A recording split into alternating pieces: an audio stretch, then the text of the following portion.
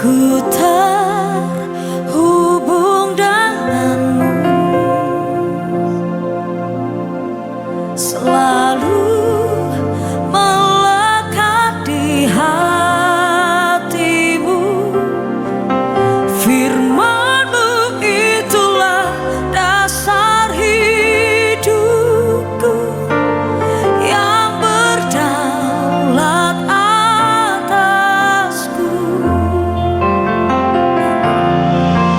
Ku terhubung denganmu, selalu melekat di hatimu. Firman-Mu itulah dasar hidupku yang berdaulat atasku. Kami rindu Tuhan. Ku terhubung denganmu, melekat dengan hati Tuhan, selalu melekat di hatimu.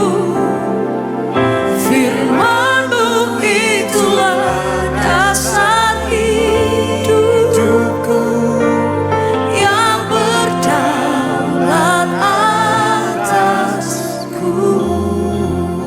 Kau kenal siapa kami, Kau tahu kedalaman hati kami. Kau pribadi yang jauh lebih dekat dari siapapun. Di hadapan Tuhan tidak ada satupun yang dapat kami sembunyikan. Dan biarlah di dalam hadirat Tuhan, Roh Kudus-Mu menginsyafkan setiap kami. Roh Kudus-Mu menyelidiki setiap hati kami. Masihkah Yesus yang menjadi Tuhan dalam hati ini? Masihkah Yesus yang tetap menjadi Tuhan dalam hidup kami?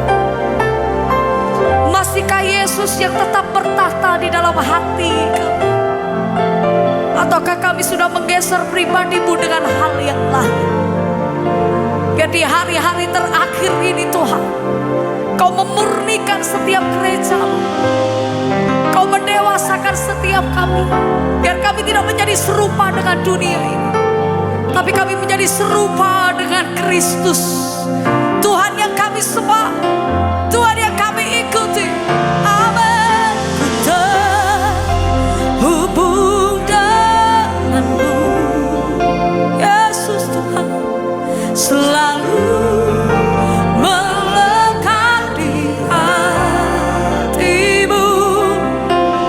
Firman-Mu itulah dasar hidupku yang berdaulat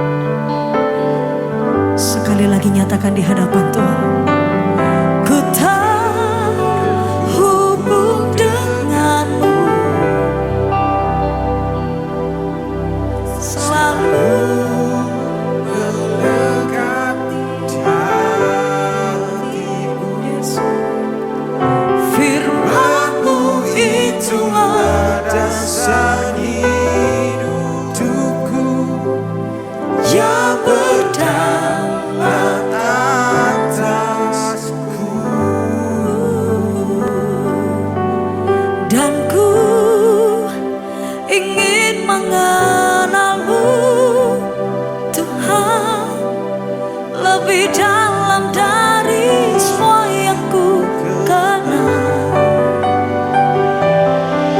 Tiada kasih yang melebihimu.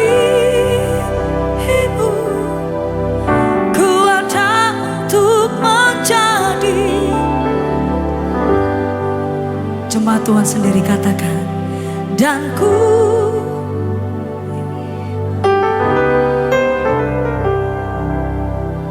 lebih dalam, lebih lagi.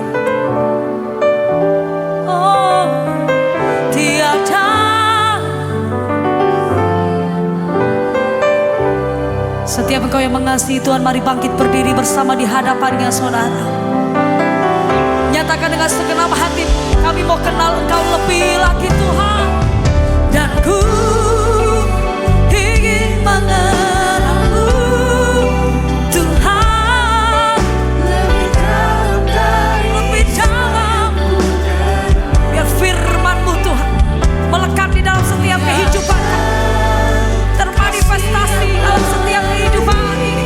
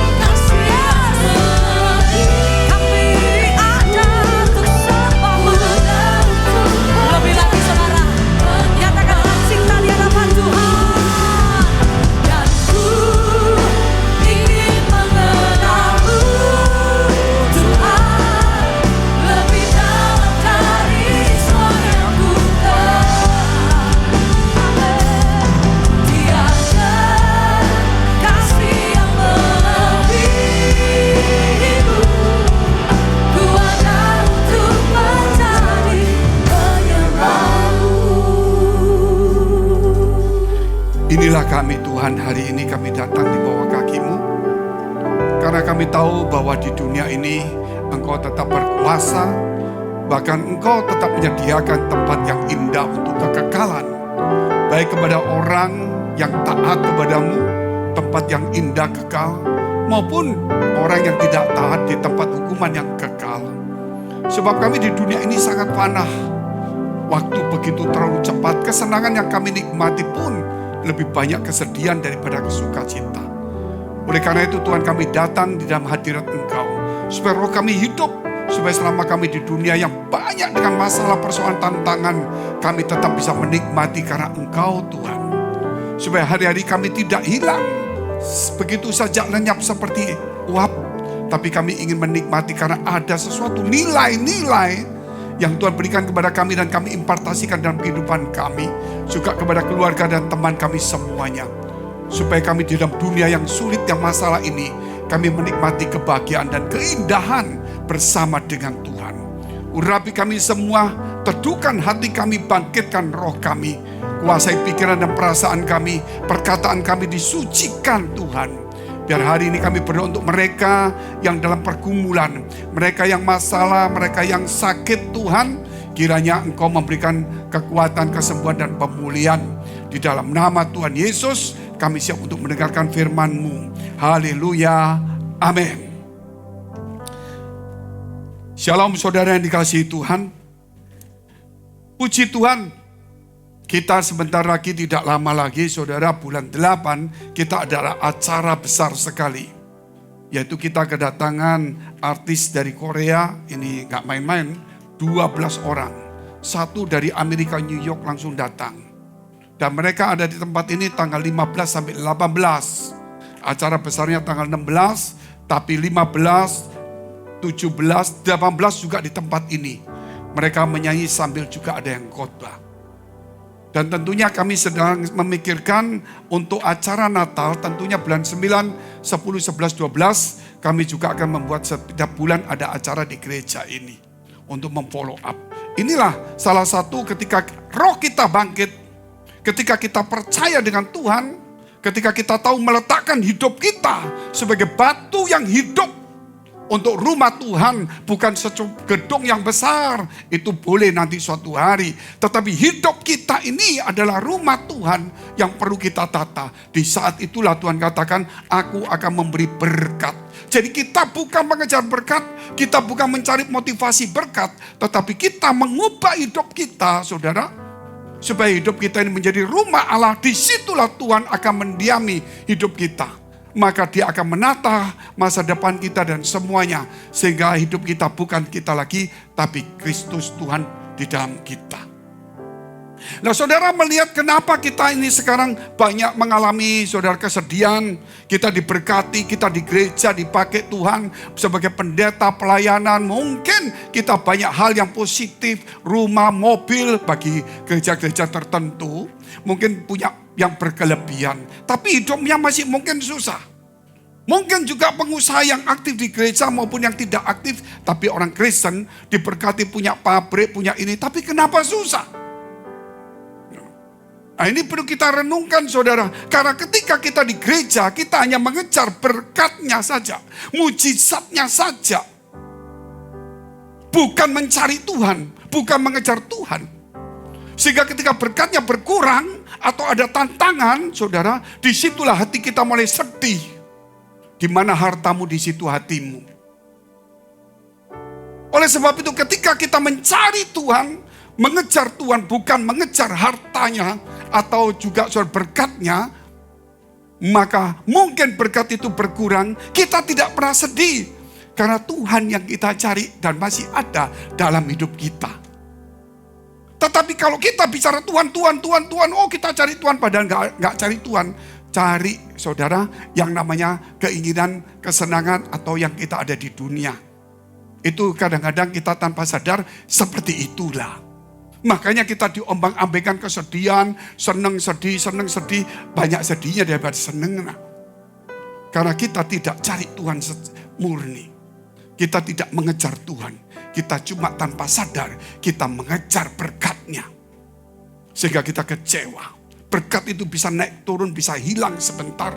Tapi kalau Tuhan sumber berkat, dia tidak akan pernah hilang. Sebab itu saudara, tema hari ini meneduhkan jiwa, membangkitkan roh. Ini seri kelima. Berarti sudah kita khotbahkan di Jakarta, Singapura, seri 1, 2, 3, 4. Dan ini sekarang kelima. Meneduhkan jiwa, membangkitkan roh. Saya mulai sedikit saudara tentang satu kisah saja cerita. Gitu.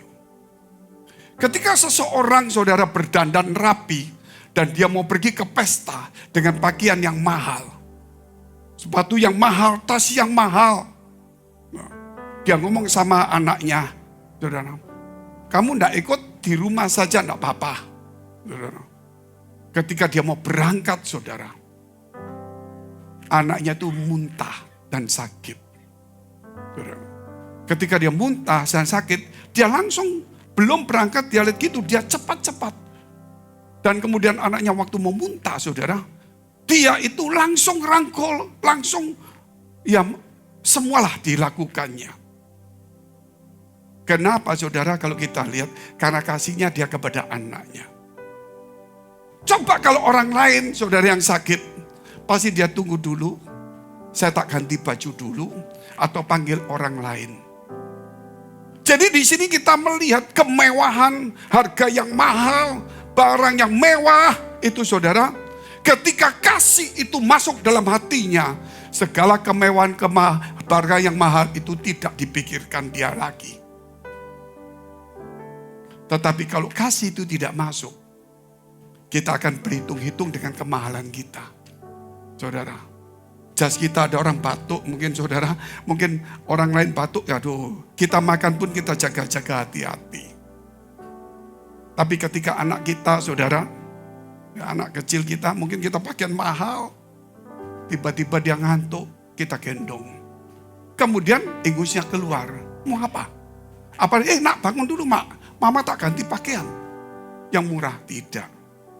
Artinya di sini, saudara, kasih itu mengalahkan segalanya. Ketika kasih itu turun ke dalam hati kita, kita tidak akan pernah berpikir betapa mahalnya barang yang kita pakai, betapa berharganya sesuatu, saudara. Kita tidak pernah berpikir itu. Tapi ketika kita memikirkan hal-hal seperti itu, berarti kasih itu belum nampak, saudara. Jadi kita perlu untuk mengasihi Tuhan, mengasihi sesama, mengasihi yang lain semua. Supaya kita belajar saudara, bahwa tidak selalu yang mahal itu yang membuat kita sulit untuk menolong orang. Tetapi biar kasih itu membuat kita ini senantiasa bisa menolong orang lain.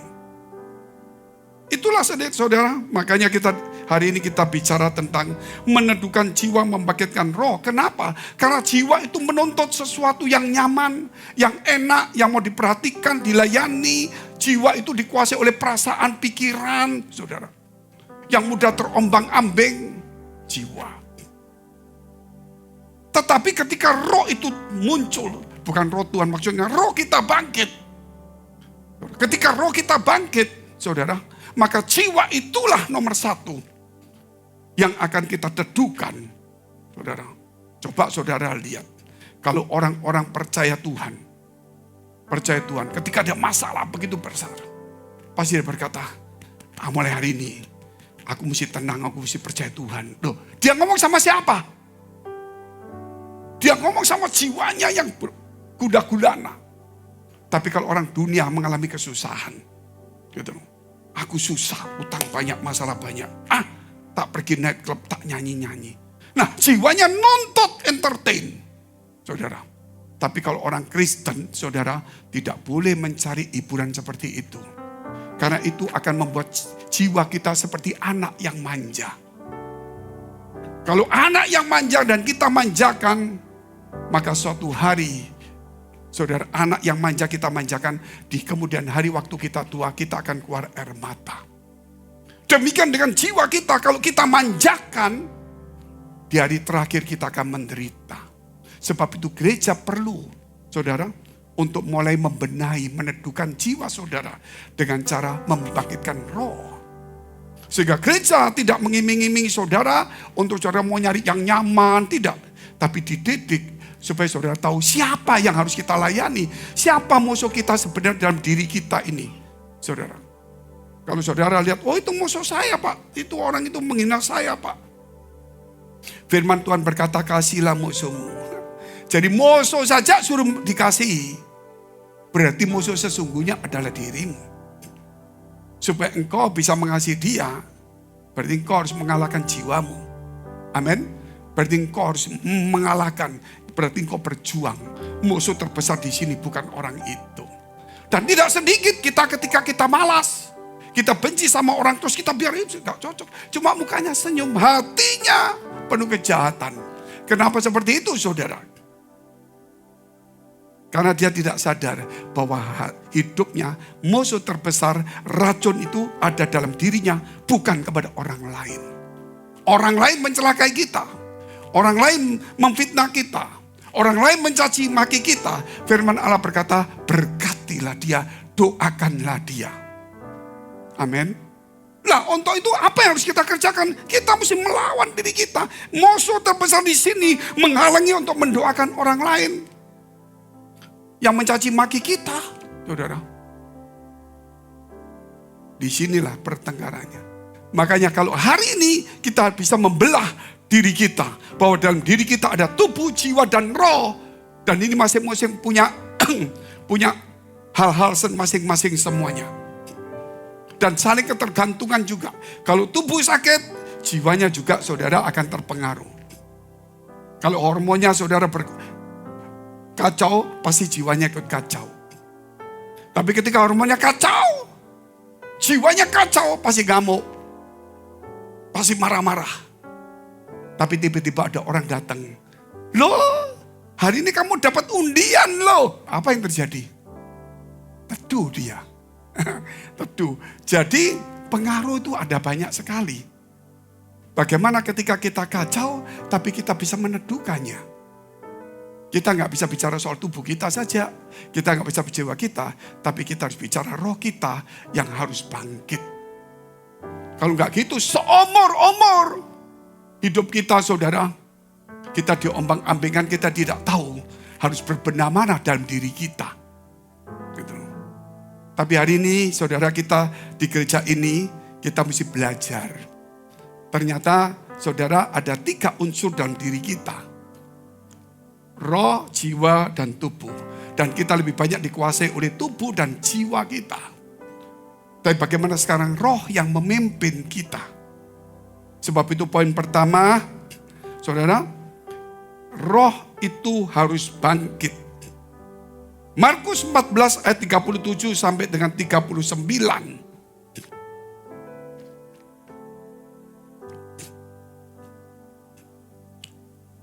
Setelah itu Yesus datang kembali dan mendapati ketiga muridnya sedang tidur.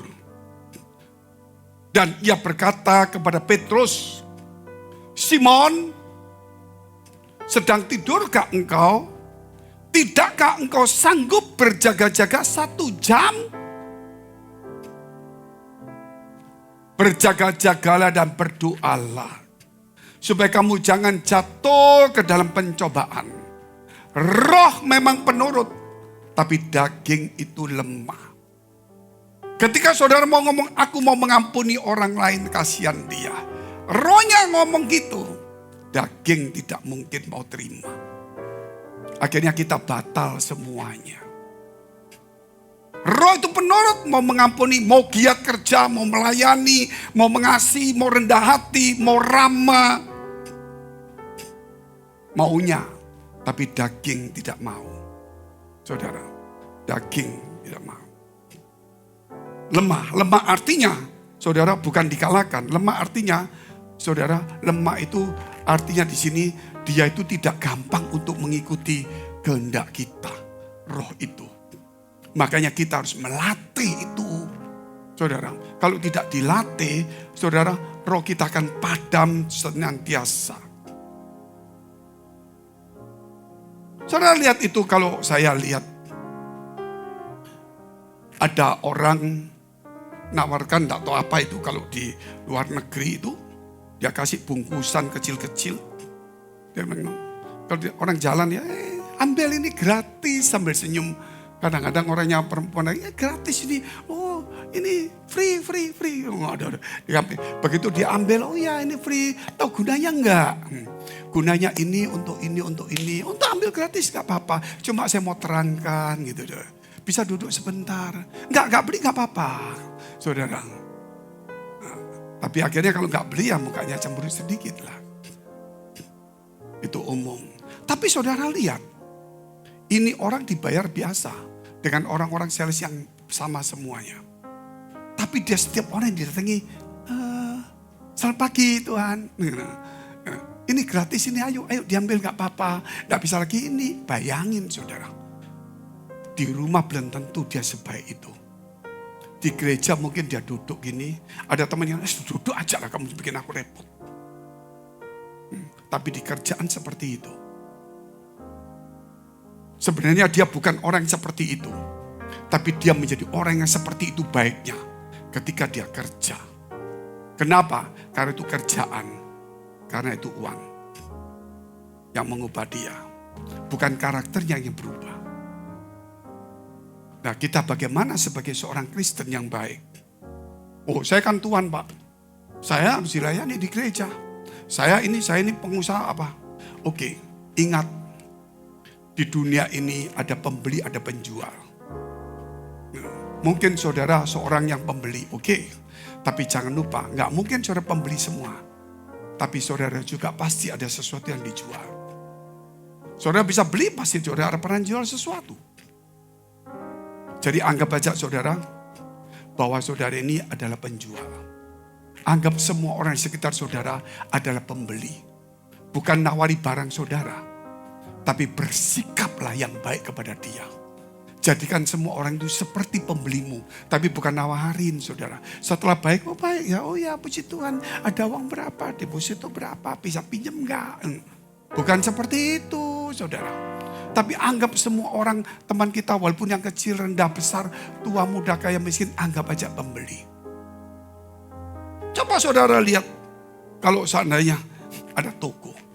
Walaupun orang biasa pakai sandal jepit saudara. Ketika ditawarin, ayo sandal, di sini ada sandal mau beli silakan. Belum tentu orang itu beli. Tapi dia perlakukan seperti raja. Padahal yang jual ini mungkin punya mobil, Innova atau Mercy. Tapi dia tetap gini, layani.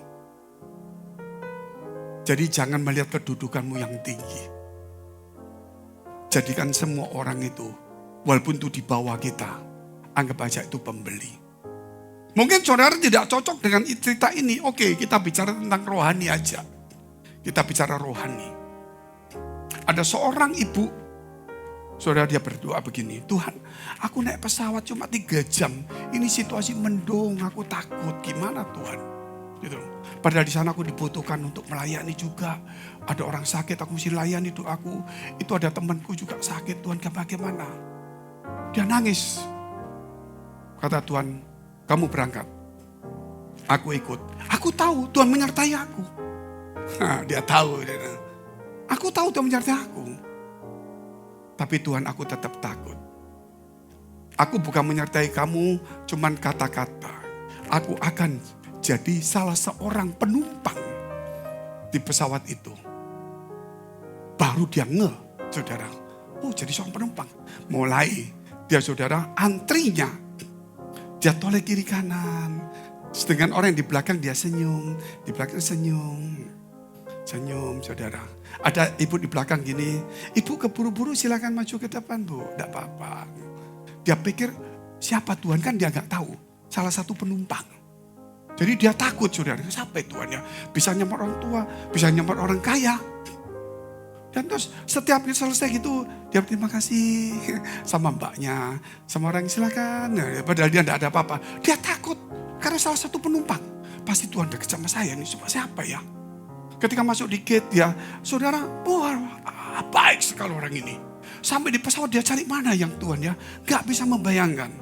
Sehingga dia saudara orangnya baik, senyum. Jalan lorongnya dia nomor 23. Setiap kali jalan, permisi ya. Maaf, saudara. Wah baik sekali. Tapi dia tidak menjumpai Tuhan itu di mana, tidak tahu. Kata Tuhan, aku salah satu penumpang di situ. Ketika dia mulai, saudara, ketika ada badai, mulai goyang dikit. Dia nggak doa, dia tenang. Kenapa? Wadah Tuhan jadi penumpang. Masa mati, dia pasti juga ikut mati. Jadi dia tenang sekali. Biasanya dia takut jadi tenang. Ya ketika dia turun cari ani semua tidak ada. Terus dia tanya, Tuhan, engkau di sebelah mana duduknya? Kata Tuhan, aku salah satu di penumpang itu. Aku lihat semua hidupmu. Aku berbicara kepada kamu bahwa aku menyertaimu. Kamu tidak pernah percaya. Karena engkau selalu ragu-ragu. Tapi ketika aku bicara, aku salah satu penumpang menyertai kamu. Kamu tenang dan kamu memperlakukan semua orang dengan baik. Sebenarnya nak, itulah yang harus kamu lakukan setiap hari. Kita harus lakukan itu setiap hari Bapak Ibu. Karena apa yang kamu lakukan kepada orang lain, itu engkau juga lakukan kepada Tuhan juga. Amin. Itu bukan slogan. Kita harus memulai mengubah gaya hidup kita hari ini. Soal pertanyaan Immanuel, Allah beserta aku, naik pesawat pun saudara takut. Padahal ayat itu ada. Tapi kalau ayat itu sama, tapi Tuhan berkata, bukan cuma menyertaimu, aku jadi salah satu penumpang. Beda gaya kita. Sebab itu hari ini aku menyertai engkau, jangan cuma diomong, cuma satu, secara roh. Anggap aja saudara bahwa dia ada di tengah-tengah kita juga. Dia sedang mengawasi kita. Itulah yang namanya untuk menghidupkan roh kita. Supaya jiwa kita ketika ada goncangan kita, waduh, gimana doa saudara? Itu tenang sekali. Teduhkan, kenapa tenang? Padahal jiwanya goncang. Karena ada sesuatu kekuatan yang di luar dari kemampuan jiwanya. Rohnya itu hidup. Kalau roh saudara tidak hidup, seumur walaupun saudara seorang pelayan Tuhan, walaupun orang di gereja, engkau tidak akan menikmati kebahagiaan, ketenangan. Engkau akan mengalami kesusahan. Dan buat apa kita di gereja terus? Katanya ada damai. Tuhan katakan apa? Berbahagialah orang yang miskin di hadapanku. Orang yang miskin pun Tuhan ngomong bisa berbahagia, kita gak bisa. Padahal kita bukan orang miskin. Kita orang mungkin cuma duit. Apalagi gereja-gereja besar, duitnya banyak, tetap susah, gak bahagia. Ya tapi saya akan dianiaya. Berbahagialah orang yang dianiaya karena namaku. Difitnahkan karena namaku, bersukacitalah. Bisa enggak? Enggak bisa, karena jiwamu yang nuntut. Rohmu tidak pernah hidup. Buat apa aku ngampuni? Buat apa aku suka? Memang susah saya. Jiwamu memang susah. Tapi firman itu bicara kepada roh, harus meneduhkan. Oleh sebab itu kita lihat ayatnya 1 ayat dulu. Mazmur 116 ayat 7. Ini satu rahasia yang kita buka saudara. Kita ini ada 5 seri, sebelumnya ada 12 seri. Sehingga total sudah 17 seri. Kalau saudara mengikuti, saudara mesti tahu. Permainan di dunia ini bukan untuk mempermainkan orang. Permainan di dunia ini adalah untuk mengatur diri kita, untuk meletakkan di mana yang tepat. Saudara, sehingga kita tidak dipermainkan oleh perasaan kita dan jiwa kita yang mau nyaman. Mazmur 116 ayat 7. Kembalilah tenang, hai jiwaku, sebab Tuhan telah berbuat baik kepadamu. Siapa ngomong sama siapa ini? Siapa ngomong sama siapa? Kau diam semua ini. Orang itu ngomong sama diri sendiri. Gitu. Dia ngomong sama dirinya sendiri. Dia bukan ngomong sama orang lain. Jadi anggap aja saudara, ketika dia mengalami kesulitan tantangan. Daud ketika mengalami kesulitan tantangan. Dia mulai gelisah, takut. Punya persoalan banyak. Gak nyaman hidupnya, tinggal di gua-gua, dikejar-kejar, makanan kesulitan, dikejar oleh Raja Saul, gitu loh. Hidupnya gak tenang, padahal Tuhan janji akan memakai dia. Dia apa? Jiwanya gak tenang. Dia ngomong sama dirinya sendiri, kembali tenang, hai jiwaku. Dia ngomong sama siapa? Rohnya yang bicara kepada jiwanya, bukan jiwanya ngomong sama jiwanya. Jiwa itu berontak karena kondisi tidak nyaman, kondisi yang tidak baik, menakutkan. Yang bisa meneduhkan bukan orang lain. Saudara, roh saudara, karena firman Allah itu roh, bicara kepada roh saudara. Roh itu yang meneduhkannya. Kembalilah tenang hai jiwaku, sebab diajari, Tuhan telah berbuat kepadamu. Luar biasa, enggak orang ini ngomong sama dirinya sendiri. Tapi mulai besok jangan ngomong di tempat lain begini loh. Tenang ya, aku ada Tuhan. Jangan takut, aman bos, jangan takut, aman bos. Saudara bilang dari gereja mana ini pak? Dokternya siapa? Bukan cari pendeta. Gereja mana? Dokternya siapa pak? Biasanya gereja kan ada pendetanya, ini tanya, gereja mana? Oh gereja pes, dokternya siapa? Celaka saudara. Itu saudara ngomong dirimu untuk menenangkan dirimu, bukan kepada orang lain. Supaya saudara menikmati, karena ini loh untuk menjadi dewasa di dalam kekristenan. Ini materi ini tidak mudah untuk saudara dapatkan. Tapi kita harus belajar sungguh-sungguh. Sebab itu kita lihat dulu contoh saudara, yaitu Yohanes 6 ayat 63. Ini sudah sering saya sampaikan ayatnya untuk mengulang kembali. Saudara sakit, mungkin sakit, waduh bahaya, takut gak bisa tidurnya bangun-bangun. Hai jiwaku tenang, percayalah kepada Tuhan. Enggak gampang. Akhirnya mau bicara satu lagi. Kalau Tuhan bicara hidup, pasti hidup. Kalau Tuhan bicara mati, biar dijaga, tetap mati. Ada teman saya satu, ya WA. Pak Fengki tolong doakan, mudah-mudahan saya jadi jabatan ini, tinggi di pejabat negara. Saya cuma WA, jikalau Tuhan berkehendak, tidak ada yang mustahil. Gitu. Tapi jikalau Tuhan memang berkehendak seperti itu, jangan lupa syukuran sama-sama saya doa kepada Tuhan. Jangan nanti saudara begitu jadi lupa kita, betul gak saudara? Ya syukuran dulu kepada Tuhan. Dan sama-sama saya di gereja saya kita bersyukur. Tapi kalau Tuhan berkehendak, tidak ada satupun yang mustahil. Amin. Kalau dia tidak berkehendak, sulit Bapak Ibu. Karena kita ini orang percaya Tuhan. Jangan-jangan di sini, oh saya percaya Tuhan Pak. Tapi saya percaya sama engkong saya. Jadi memang semua orang dipercaya, istri dipercaya, anak dipercaya. Tapi saudara, untuk hidup kita itu menggantung sama Tuhan. Jangan main-main. Kita lihat ayatnya dulu. Rohlah yang memberi hidup, daging sama sekali tidak berguna. Perkataan-perkataan yang kukatakan kepadamu adalah roh dan hidup. Ada roh dan hidup. Amin. Coba saudara lihat ini. Kalau di tengah jalan, saudara jalan dengan orang-orang yang, taruhlah orang-orang yang tidak terhormat. Saya pakai baju ya cukup mahal, anggap aja. Tapi ini tidak mahal loh saudara. Anggap aja yang 5 juta jasnya. Begitu dia kesandung, kita mesti ngangkatnya pelan-pelan. Coba kalau itu orang kaya yang saudara kenal. Begitu kesandung, saudara rangkul. Loh, nanti jaketmu lecu, bisa di dry clean.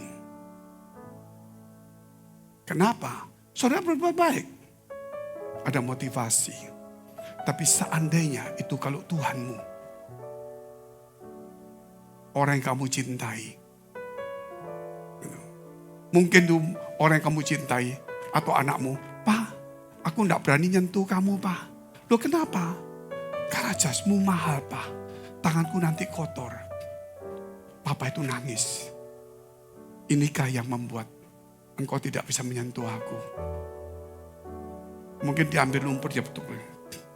Sudah kotor, sentuhlah. Atau dia tanggalkan ini.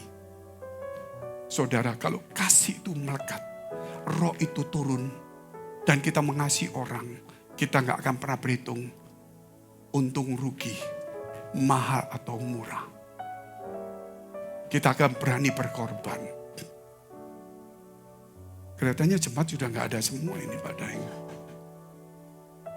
Kalau sudah berkorban, roh sudah padam semua. Karena mau nyaman. Oke, sekarang kita bilang mendidik, meneduhkan jiwa. Memang gak gampang ayat-ayat seperti ini pengajaran. Kalau gak ada contoh-contoh yang membuat saudara betul-betul sadar. Bahwa saudara itu punya talenta yang baik. Cuma talenta yang baik itu kalau saudara punya motivasi. Gitu loh. Tapi talenta yang baik, karakter yang baik itu bukan karena motivasi. Karena memang itu sudah saudara kuasai. Itu yang gereja mau. Yang Tuhan mau. Makanya ada mega project karakter Kristus. Mendidik, meneduhkan jiwa. Mazmur 42 ayat 2 dan 5. Jiwaku haus kepada Allah. Kepada Allah yang hidup. Bilakah aku boleh datang melihat Allah? Perhatikan ayat ini. Jiwaku haus kepada Allah. Jiwanya haus kepada Allah. Oh Pak, berarti jiwanya haus Pak. Betul. Tapi dulu.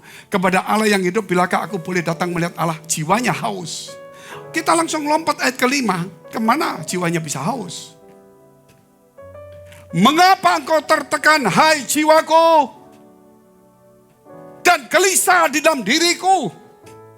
Berharaplah kepada Allah. Sebab aku akan bersyukur lagi kepadanya. Penolongku dan Allahku. Dia ngomong siapa-siapa? Jiwanya. Loh tadi kata jiwanya Pak. Jiwanya kan, wah katanya bersyukur dan semuanya. Haus. Jiwa haus, jiwa itu karena dituntun oleh ini. Saudara. Jadi jangan melihat cuma satu ayat. Oh jiwanya memang haus Pak, bukan roh. Salah. Jiwanya dia mengalami tekanan. Tapi dia berkata kepada jiwanya, mengapa kau tertekan dalam hatiku, hei jiwaku? Dia katakan, jiwanya yang tertekan gelisah, diajar untuk haus kepada Allah. Bukan haus kepada hiburan, entertain, dan pujian manusia. Itu orang yang bisa membelah dirinya. Bukan membelah Sun Gokong jadi 3, bukan. Itu sulap. Tapi membelah dalam dirimu 3, bagian dalam dirimu ini. Mana yang perlu latihan besi? Mana yang perlu untuk dididik? Mana yang perlu dihidupkan? Yang dihidupkan adalah roh, yang dididik adalah jiwa.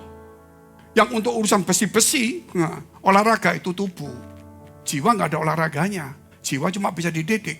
Roh yang harus bangkit. Nah, memang bisa dididik dari mana? Ya, yang dididik adalah roh itu sendiri. Saudara, hari ini, saudara mau mendidik orang lain boleh. Anakmu. Tapi saudara harus mendidik dirimu sendiri mulai hari ini. Kalau malas, belajar rajin. Kalau mau marah, belajar enggak marah. Kalau mau apapun yang negatif, saudara mesti rubah jadi positif. Mesti harus dilatih. Kalau tidak, Tuhan mesti mau datang. Nanti suatu hari saya diminta bertanggung jawab sama Tuhan. Kenapa umatmu seperti ini? Saya tidak bisa jawab. Tapi hari ini saya sudah serahkan kepada saudara semuanya. Saudara, suatu hari mungkin ada seorang anak. Saudara, ini gara-gara satu hari saya ada ditelepon tadi. Ditelepon satu orang dari luar negeri. Kasus suami istri. Kerja keras. Tapi salah satu simpan uang. Dan sembunyi-sembunyi uangnya dikirimkan ke tempat lain. Bukan kepada suami istrinya. Bukan kepada keluarganya. Tapi kepada family-familinya. Begitu ketahuan ribut besar. Saudara, ribut besar. Nah, setelah ribut besar, salah satu itu jujur. Ya, aku jujur, salah. Maka perselisihan itu reda 50%. Karena ada kejujuran itu. Kalau tidak ada kejujuran, masalah itu sulit selesai. Saya salah, saya tidak mengulang. Mungkin mengulang lagi. Dan minimal meredakan masalah. Ya, jadi kejujuran itu perlu. Jadi mendidik jiwa kita. Supaya jiwa kita ini belajar untuk jujur. Saudara, jiwa kita ini belajar. Karena karakter itu tidak bisa dibentuk oleh jiwa. Karakter itu dibentuk oleh roh yang mendidik jiwa kita. Nggak ada. Maaf Pak Fengki, hari ini saya jujur. Yang jujur rohku loh Pak, bukan jiwaku. Jadi saya bisa stres saudara. Tidak bisa seperti itu. Kita jujur karena roh kita mendidik diri kita supaya jujur. Suatu hari mungkin anakmu memecahkan gelas atau sesuatu, main salah, terus uangnya banyak atau bagaimana, saudara ngamuk. Gitu loh.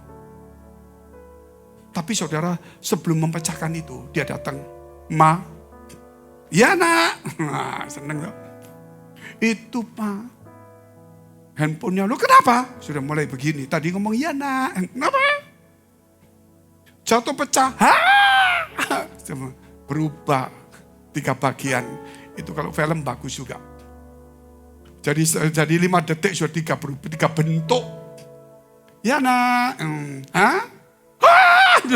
itu terjadi. Nah, kita ini pemain drama paling hebat. Kenapa? Jatuh, terus pecah. Dasar! Berapa harganya? Kamu! Stop. Rangkul dia. Bukan berarti rangkul, jatuhkan lagi lain kalian nak ya. Bukan saudara. Rangkul itu bukan karena kita tahu barang itu jatuh. Kita rangkul karena kita menghargai kejujuran dia lebih dari barang yang jatuh. Amin. supaya lain kali anak itu jujur kembali. Itu penting sekali. Karena kita kerap kali setelah itu, mulai besok tidak boleh main handphone. Stop! Anak itu berkata begini, dia menghukum aku karena aku jujur. Satu hari dia tidak akan pernah jujur lagi. Hargailah kejujuran daripada sesuatu yang punya nilai lain. Karena kejujuran itu nilainya lebih tinggi dari yang lain. Benda itu memang berharga, tapi kejujuran itu punya nilai lebih tinggi. Dan barang itu dinilai sama manusia, kejujuran itu dinilai sama Tuhan.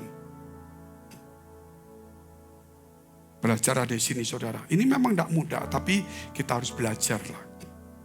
Oke, supaya rohnya bangkit. Kita poin ketiga yang terakhir, pasti bangkit Pak Fengki. Kendalikan perasaan, jangan liar. Perasaan saudara harus dikendalikan, jangan liar. Jangan liar. Kita hidup ini saudara, kalau jiwanya itu menguasai, perasaan kita itu liar. Tersinggung, ngamuk, kikir, iri. Wah pokoknya perasaan itu. Kita dulu kan ada pelajaran. Ya toh, kan pelajarannya mesos B, mesos O. B itu perasaan, O itu pikiran, otak. Jadi harus ada kerjasama yang baik. Tapi hari ini saya ingin supaya saudara kendalikan perasaanmu dulu. Kita nggak usah panjang lebar ngomongnya.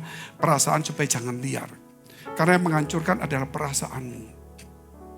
Perasaanmu dikuasai oleh jiwa. Ketika jiwamu gundah gulana, perasaanmu akan keluar meledak cepat. Tapi kalau rohmu hidup, perasaanmu akan terkendali cepat. Gitu, saudara. Oleh karena itu untuk mengendalikan perasaan ini jangan liar. Itu penting sekali. Makanya saudara lihat. Orang yang hebat-hebat saudara. Ngamuk, nggak ngamuk. Dia ngomongnya bisa nggak kelihatan. Berarti itu orang nggak gampang-gampang. Gitu. Ada orang ngamuk, nggak ngamuk ngomongnya biasa. Oh itu bahaya. Ada Pak. AI salah, itu kan patung. Ini manusia. Kalau saudara bisa mengekang waktu marah-marah, saudara cuma,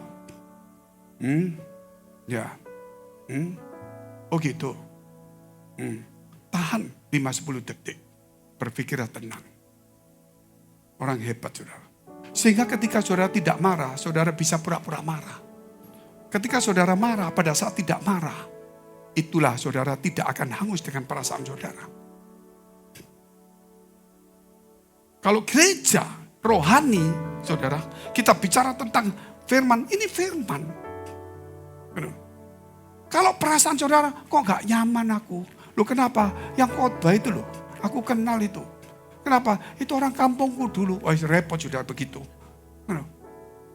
Nggak bisa saudara, perasaan tidak boleh bermain. Kita harus kendalikan, mungkin dia dipakai Tuhan. Kita hargai dulu. Itu paling penting. Kita lihat dulu Ayub 15 ayat 12 dulu. Kalau orang bisa mengendalikan perasaannya bagus. Mengapa engkau dihanyutkan oleh perasaan hatimu? Dan mengapa matamu menyala-nyala? Tapi kalau khotbah jangan saudara begini. Saya diajari Pak Fengki mengenai perasaan. Saudara, kita mulai hari ini harus semangat. Tidak boleh takut. Kejadian yang mengerikan, ada tulang-tulang putus. Kita tetap berdoa saja. Wah saya pikir mesti diganti orang ini saudara. Ini berat ini. Loh kan Pak Feng yang ngajar. Waduh benar-benar. Ini orang ini mesti kembali ke tempat asalnya dulu ya. Ini bisa pusing saya saudara ketemu orang begini. Dibolak-balik ini. Gitu loh. Kalau di gereja itu saudara mesti mengikuti aliran ini emosimu dengan firman ini gitu loh. Yang penting bukan orangnya dimarahin. Kalau firman itu bicara tentang semangat. Saya bilang, saudara saya pikir kita harus perlu semangat hari ini. Kalau saudara marah, ya marahlah enggak apa-apa. Jadi kita harus bergembira. Saya pikir orang seperti ini saudara. Oh ya itu saya ngomong dikembalikan ke tempat asalnya dulu lah. Tidak bisa. Makanya di gereja itu mesti mengeluarkan auranya. Saudara. Makanya untuk meneduhkan itu rohnya bangkit, jiwanya dikuasain. Sehingga jiwanya mengikuti rohnya, ini ngomongnya apa. Makanya kalau lihat banyak orang pengkhotbah, mungkin jaga wibawa. Gitu loh. Jaga wibawa, oke, jaga wibawa. Tapi masa saudara ngomongnya datar-datar aja. Kalau saudara bicara dengan orang lain, mau emosi, mau politik, itu silakan datar. Tapi kalau untuk membangun jiwa saudara, kalau mau mendidik anakmu, suruh belajar masa begini. Nak, belajar ya. Enggak Pak, aku males. Oh gitu, belajarlah. Capek Pak? Oh gitu. Ya belajar aja. Gak mungkin saudara. Pas saudara belajar, maksudnya belajar ya. Enggak, apa? Belajar. Gitu loh. Apa? Hah? Oh enggak boleh juga saudara. Mesti harus ada. Itu perintah. Komen. Termasuk pendeta saudara. Itu mengajar rohmu supaya bangkit. Coba kalau kita ngomong shalom saudara, bedakan shalom. Saudara suka kaget betul gak? Ngomong pendeta ini ngomong apa? Kalau nggak gitu nggak bisa. Roh itu harus dibangkitkan. Tapi ini saya tutup aja. Saya nggak mau panjang nanti minggunya. Saya tutup aja satu. Tapi ada pelajaran yang aneh. Ini aneh, tapi ini bukan hubungan dengan saya. Bukan soal jiwa. Beda ini. Ini hubungan aneh-aneh memangnya. Untuk supaya orang Pak, supaya semangat gampang. Dikageti. Jadi ini ada. Ini ada. Teman saya saudara. Seorang kaya gitu loh. Dia masuk ke rumah. Anaknya masih kecil-kecil sembunyi. Begitu dia buka pintu. Papanya. Dor! Papanya. Wait! Jangan gitu nak. Diajari guru sekolah minggu. Loh kenapa? Supaya semangat Pak.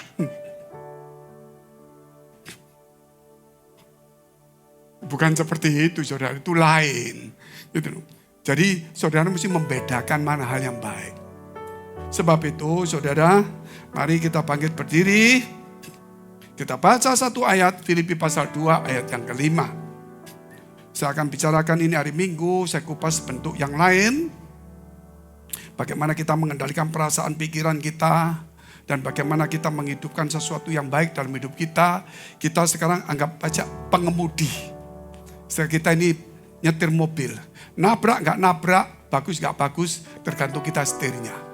Hidup kita anggap aja, saya gak mau bocorkan sekarang, minggu saja. Nanti saudara ngomong, aku sudah ngerti.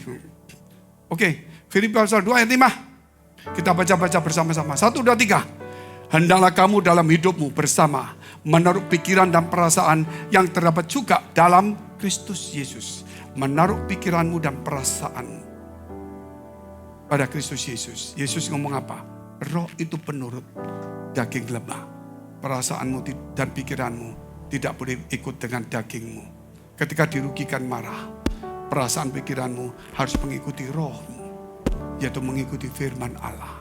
Teduhkan semua perasaanmu ketika engkau mulai gundah gulana, tertekan, malas, dan yang negatif.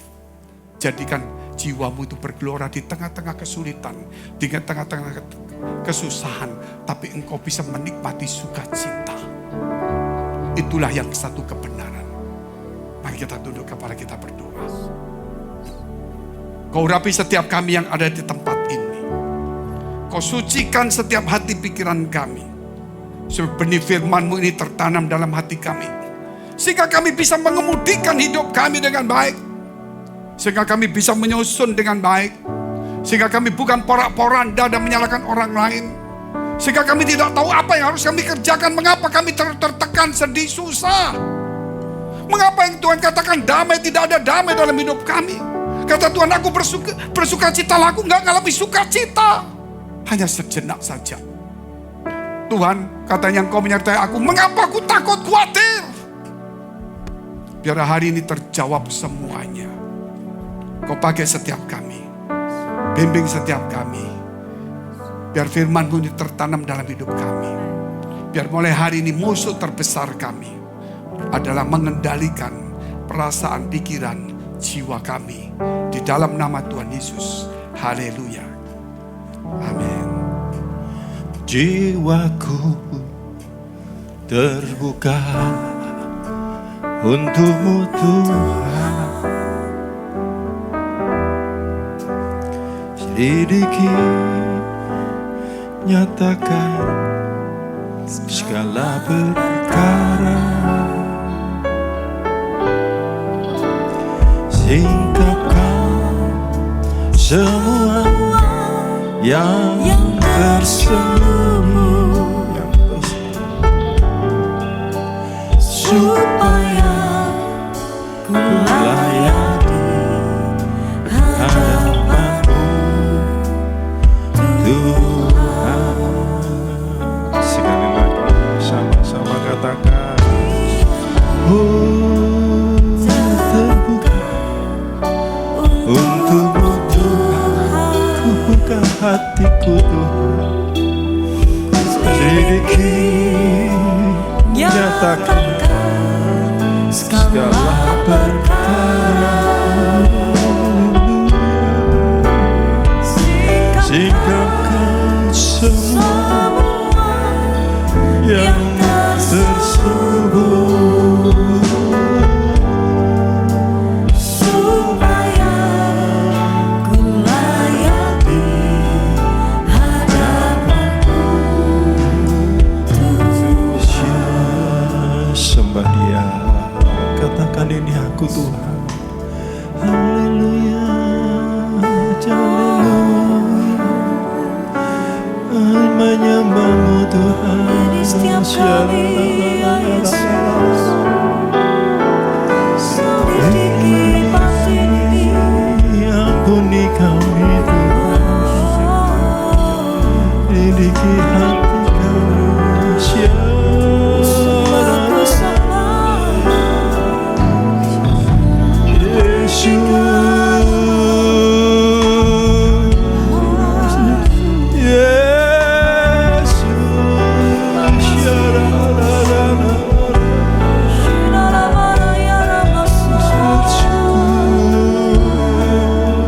Sembah-Mu Tuhan, jiwaku, ini jiwaku, sembah Dia.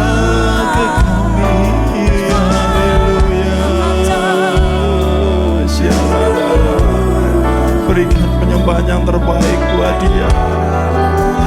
Katakan ini aku milik-Mu Tuhan, penuhi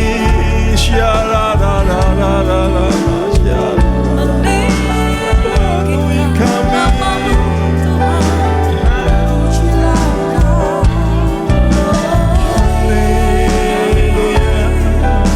Oh haleluya, katakan haleluya, haleluya, haleluya, haleluya. Aku bersyukur.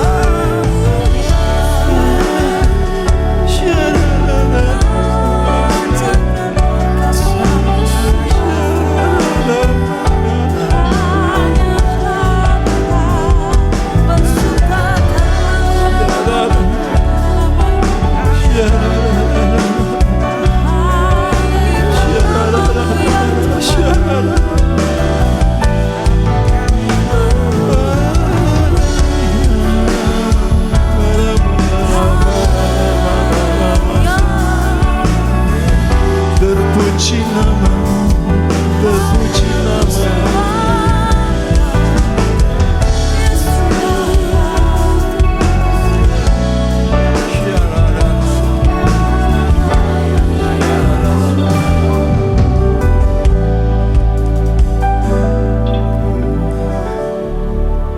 Roh-Mu yang hidup penuhiku, mengalir dalamku.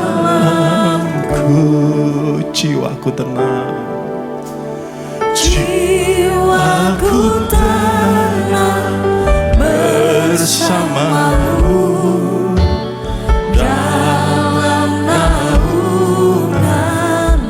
Roh-Mu yang hidup Tuhan, Roh-Mu yang hidup,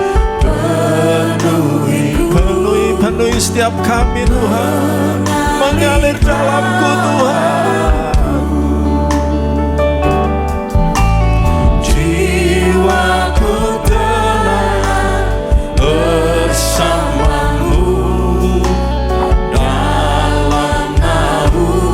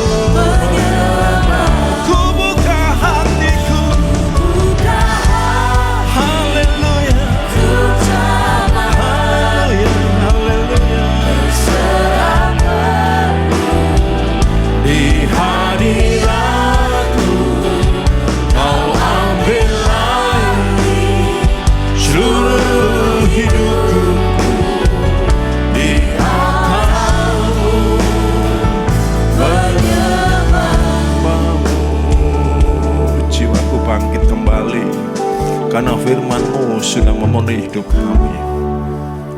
Rohku hidup bersama-Mu Tuhan, melangkah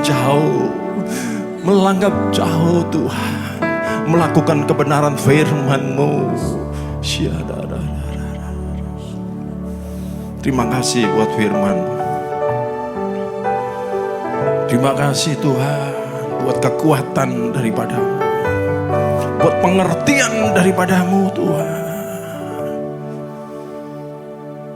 Sebentar kami mau berpisah satu dengan yang lain, meninggalkan tempat ini Tuhan.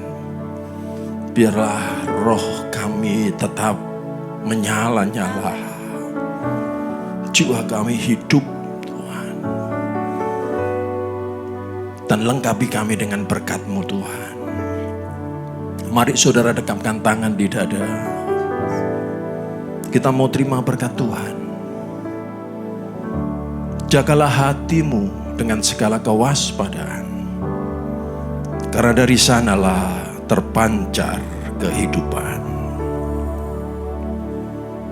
Jemaat yang dikasihi Tuhan, pulanglah, jadilah berkat, dan terimalah berkat rahmat anugerah dari Allah Bapa di surga, di dalam Putra Tunggalnya Yesus Kristus yang telah mati bagi dosa kita dan bangkit pada hari yang ketiga, sehingga kita menyembah Tuhan Allah yang hidup, dan iman kita bukan kepada Tuhan yang mati. Dia naik ke surga, menyediakan rumah bagi kita, sehingga kita punya pengharapan yang pasti. Dia akan datang kembali untuk kedua kalinya, menjemput gereja dan umatnya yang berjaga-jaga, kudus, dewasa, bijaksana, serta menghakimi dunia. Dan di dalam persekutuannya dengan Roh-Nya yang kudus, yang membuat hati kita berkobar-kobar, roh kita menyala-nyala di dalam kasih semula. Roh Kudus yang menghibur, menguatkan, memelihara, menginsapkan, menuntun dan memimpin kita kepada kebenaran dan kekudusan, serta menjadi saksi Kristus mulai hari ini sampai selama-lamanya.